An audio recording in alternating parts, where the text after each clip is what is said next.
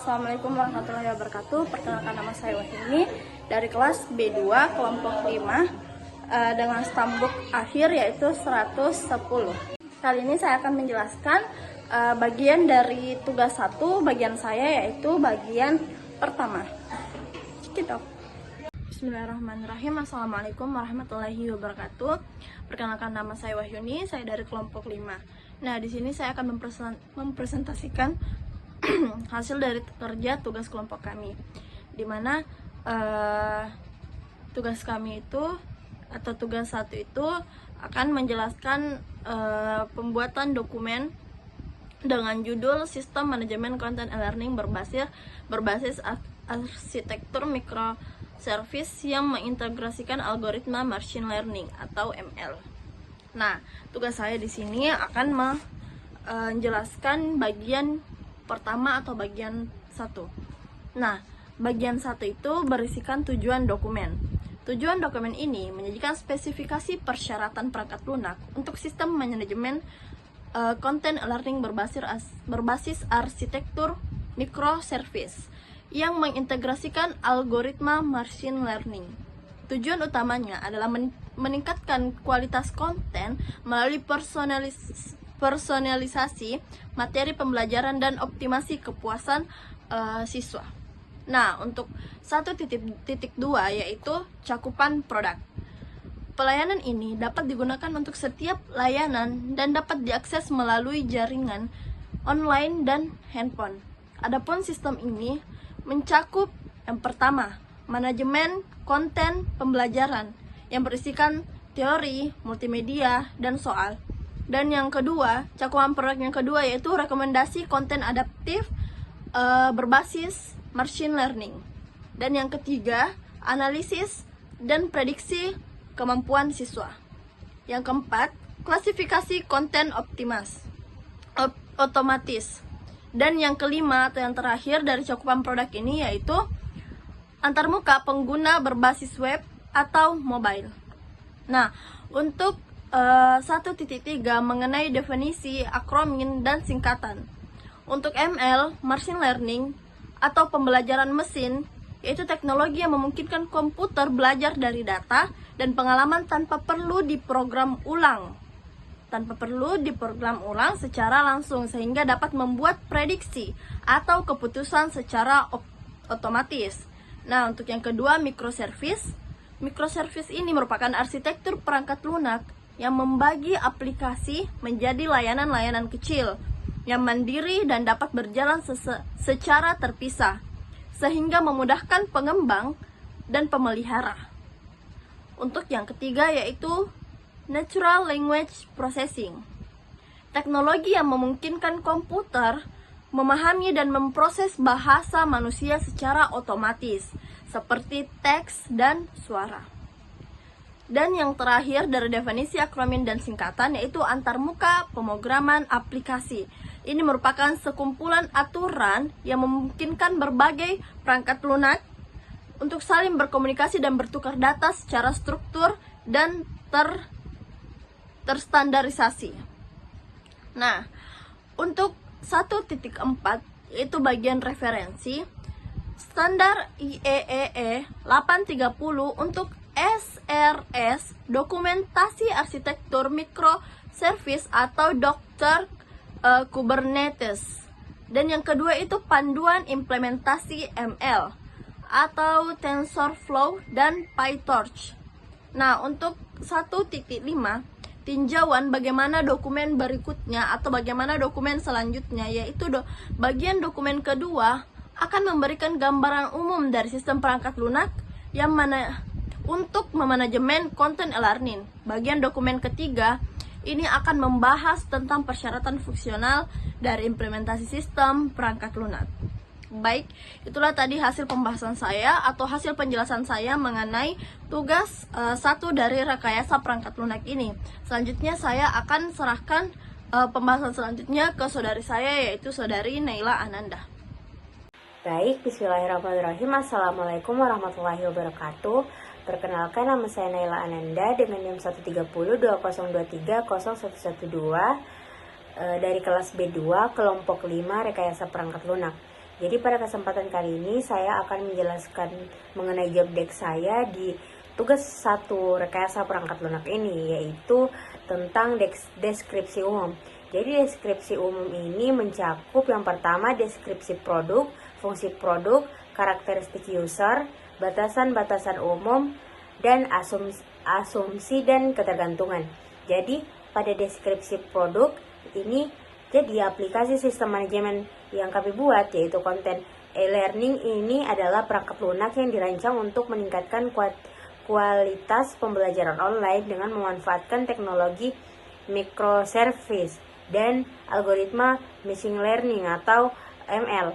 Sistem ini bertujuan untuk meningkatkan kepuasan siswa dengan menyediakan konten yang personalisasi sesuai dengan kemampuan dan minat mereka. Sistem ini diharapkan dapat meningkatkan efisiensi dan efektivitas proses pembelajaran. Yang kedua itu fungsi produk. Jadi di fungsi produk ini, fungsi tampilan antarmuka dari perangkat lunak ini antara lain yang pertama menyajikan materi pembelajaran, konten multimedia, dan soal dan latihan. Yang kedua memberikan rekomendasi konten yang dipersonalisasi. Yang ketiga menganalisis dan memprediksi kemampuan siswa. Yang selanjutnya mengklarifikasikan konten e-learning. Yang selanjutnya menyediakan glosarium referensi dan panduan penggunaan. Yang ketiga itu karakteristik user. Dalam perencanaan sistem perangkat lunak ini, user terdiri atas 4 kategori, yakni administrator yang bertanggung jawab atas pengelolaan keseluruhan sistem dan konten, pengajar membuat dan mengelola materi pembelajaran serta memantau perkembangan siswa, sedangkan siswa mengakses materi pembelajaran, mengerjakan soal latihan, serta menerima rekomendasi konten. Yang keempat itu batasan-batasan umum. Siswa hanya dapat mengakses konten yang direkomendasikan atau tersedia untuk level mereka, tetapi mereka dapat mengakses konten sesuai dengan kemampuan dan minat mereka. Yang selanjutnya, guru atau dosen tidak dapat mengubah algoritma ML, tetapi dapat memberikan masukan untuk rekomendasi. Selanjutnya, administrator memiliki akses penuh untuk konfigurasi sistem. Pengembangan sistem berfokus pada fitur-fitur yang disebutkan dalam cakupan produk. Selanjutnya pengembangan berdasarkan jenis pembelajaran. Yang kelima itu asumsi dan ketergantungan. Yang pertama, sistem dapat berjalan dengan baik jika infrastruktur jaringan dan server dalam kondisi stabil. Yang kedua, data siswa tersimpan aman sesuai dengan regulasi privasi atau GDPR. Nah, selanjutnya pengguna memiliki perangkat yang kompatibel untuk mengakses aplikasi. Mungkin cukup sekian yang dapat saya sampaikan mengenai job desk saya, yaitu tentang deskripsi umum. Kurang lebihnya mohon dimaafkan. Assalamualaikum warahmatullahi wabarakatuh. Perkenalkan, saya atas nama Putri Ananda Sagita dengan NIM 13020230126 dari kelas B2.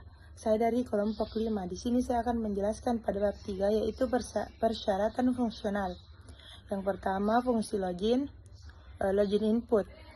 Pada login input, sistem menyediakan fungsi login yang aman untuk setiap kategori pengguna. Kemudian dilakukan verifikasi username dan password. Kemudian manajemen hak akses pengguna. Kemudian yang kedua yaitu verifikasi. Sistem pada perangkat lunak harus melaksanakan verifikasi berupa pesan atau kotak dialog yang menampilkan informasi kesalahan login dan mengulang proses login hingga data login dinyatakan valid. Kemudian yang kedua yaitu fungsi menu. Pada fungsi menu, navigasi itu harus jelas dan terstruktur. Kemudian yang kedua, pengelompokan fungsi-fungsi sistem yang logis. Dan yang ketiga, personalisasi menu berdasarkan peran pengguna. Fungsi input, proses, dan output. Yang pertama, fungsi input. Pengguna memasukkan data login. Kemudian, administrator atau pengajar memasukkan materi pembelajaran. Dan yang ketiga, siswa memasukkan jawaban soal dan latihan. Selanjutnya, fungsi proses. Sistem memproses data login, materi pembelajaran, jawaban soal, dan data interaksi pengguna. Kemudian, algoritma machine learning memproses data untuk rekomendasi, analisis, prediksi, dan klasifikasi. Kemudian, fungsi output. Sistem Sistem menampilkan materi pembelajaran, soal, latihan, rekomendasi, konten, hasil analisis kemampuan siswa, prediksi kemampuan siswa, dan klasifikasi konten. Kemudian selanjutnya, fitur-fitur machine learning. Yang pertama, sistem rekomendasi konten. Algoritma merekomendasikan konten yang relevan berdasarkan riwayat belajar, kemampuan, dan minat siswa. Kemudian, sistem analisis kemampuan siswa.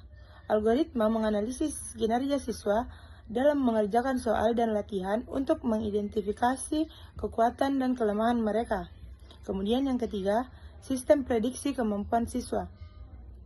Sistem memprediksi kemampuan siswa dalam memahami materi yang akan datang berdasarkan kinerja selanjutnya. Kemudian yang keempat, sistem klasifikasi konten. Algoritma mengklasifikasikan konten berdasarkan topik, tingkat kesulitan, dan jenis materi. Kemudian yang ketiga, persyaratan performa.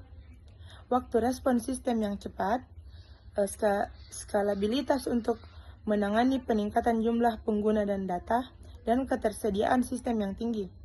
Kemudian selanjutnya, atribut perangkat lunak. Yang pertama, keamanan. Sistem dapat diakses 24/7. Kemudian, backup data secara berkala. Kemudian dari keamanan data pengguna dan konten pembelajaran.